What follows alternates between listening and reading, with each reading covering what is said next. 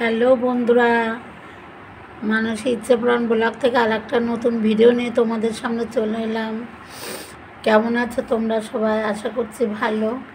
এই যে আজকে আমি রান্না করব, দেখো বন্ধুরা, দারুণ একটা জিনিস, একটা ফেলে দেওয়া জিনিসই বলতে পারো। আমি কালকে তরমুজ কিনে এনেছিল, তোমাদের সঙ্গে তো শেয়ার করেছি। সেই তরমুজ কেটে যে খোসাগুলো ছিল, এই যে সেই তরমুজের খোসা আজকে আমি সর্ষে বাটা আর কাঁচা লঙ্কা বাটা দিয়ে চচ্চড়ি বানাবো। এই দেখো বন্ধুরা, এটা হয়তো অনেকে ভাবতেই পারে না, আবার অনেকেই খায়। এমন একটা রেসিপি, তোমরা জানলে পরে আর তরমুজের খোলাটা ফেলে দেবে না, এরকম রান্না করে খাবে। দারুণ লাগে এই রেসিপিটা খেতে। আশা করছি তোমাদের খুবই ভালো লাগবে। আর ভালো লাগলে লাইক দিয়ে দেখা শুরু করে দাও, আর কমেন্ট করে জানিও আমার রেসিপিটি কেমন হয়েছে। আর আমার চ্যানেলে যারা এখনও নতুন বন্ধুরা সাবস্ক্রাইব করেন, অবশ্যই আমার চ্যানেলটিকে সাবস্ক্রাইব করে রেখে দিও।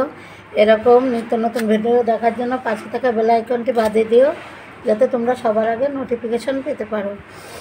এই যে তরমুজের খোলাটা তো এরকম চোচা সহ খাবো না, এই চোচাটা সবুজ অংশটা আমি ছিলে ফেলে দেবো। এই দেখো বন্ধুরা কেমন করে কাটছি।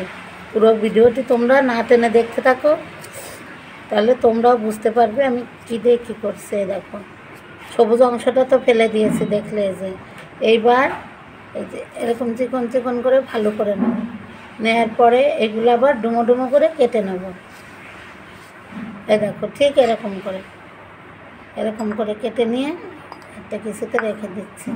এটা আমি ভালো করে পরিষ্কার জল দিয়ে ধুয়ে প্রেশার কুকারে একটা থেকে দুটো সিটি দিয়ে নেব সিদ্ধ করে। হ্যাঁ, সবটাই তোমাদের সঙ্গে শেয়ার করছি, আমার সাথেই থাকো বন্ধুরা।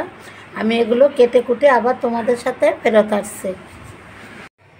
বন্ধুরা, এই যে তরমুজের খোলাগুলো আমি দেখো এরকম করে কেটে ধুয়ে নিয়েছি। এখন আমি প্রেশার কুকারে দুটো সিটি দিয়ে নামিয়ে নেব, তারপরে আবার ফিরে আসছে।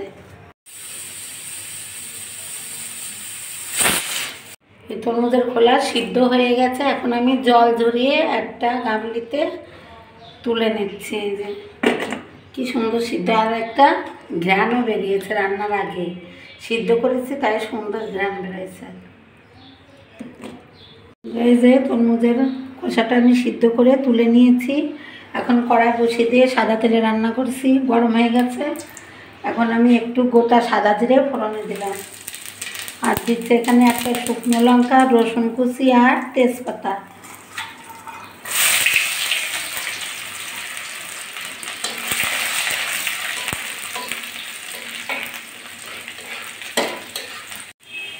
রসুনগুলো একটু ভেজে নিয়েছি।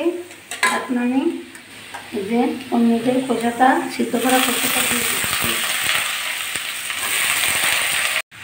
এখন আমি স্বাদ মতো লবণটা, আমি কোনো জল দেবো না বন্ধুরা, তরমুজের খোলাটা সিদ্ধ করেছে, এমনি জল ভাব আছে, ওইটাই ভাজি ভাজি হয়ে যাবে। স্বাদ মতো লবণ দিয়ে দিলাম। এখন দিয়ে দিচ্ছি আন্দাজ মতো হলুদ গুঁড়ো। আমি এখন এগুলো ভালো করে নেড়ে চেড়ে ঢাকা দিয়ে ভাজি ভাজি করে নেব। এভাবে ভেজে নিয়েছি। এখন আমি মশলাটা করে নিয়েছি বন্ধুরা। এই অল্প একটু লঙ্কা বাটা, একটুখানি আদা বাটা, আর রসুন তো আমি ফোড়নে দিয়েছিলাম কুচি রসুন, আর একটু বাটা রসুনও দেবো, আর এই যে সরিষা বাটা।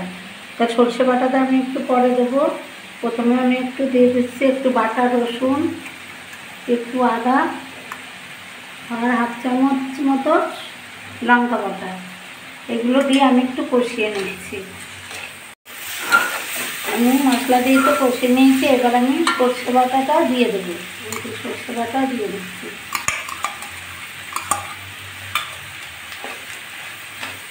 আমি বাটিটা ধুয়ে একটু জলও দিয়ে দেবো সামান্য করে।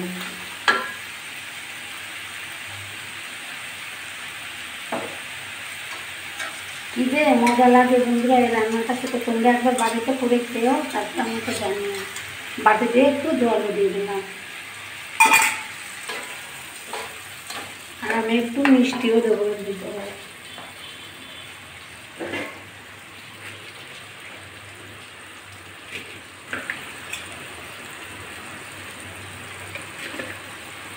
ঝালটাও ব্যালেন্স হবে, আর স্বাদটাও দারুণ আসবে।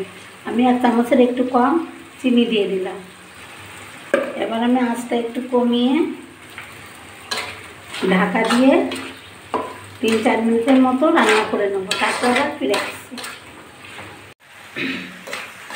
বন্ধুরা, তরমুজের খোলা সরষে বাটা দিয়ে চচ্চড়ি রান্না একদম কমপ্লিট হয়ে গেছে। এটাতে কোনো ঝোল নয়, বেশ মতো চচ্চড়ির মতনই হয়েছে। আমি এখন চুলোটা বন্ধ করে দিচ্ছি আর একটা প্লেটে তুলে নিচ্ছি।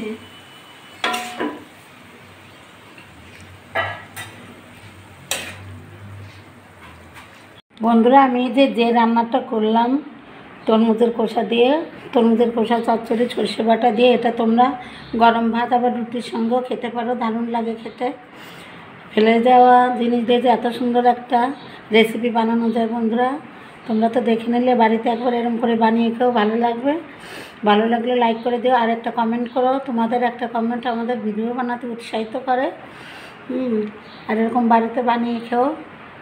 আর নতুন বন্ধুরা যারা সাবস্ক্রাইব করেন, অবশ্যই আমার চ্যানেলটিকে সাবস্ক্রাইব করে আমাকে একটু সাপোর্ট দিও। সবাই ভালো থেকো, টাটা সবাইকে।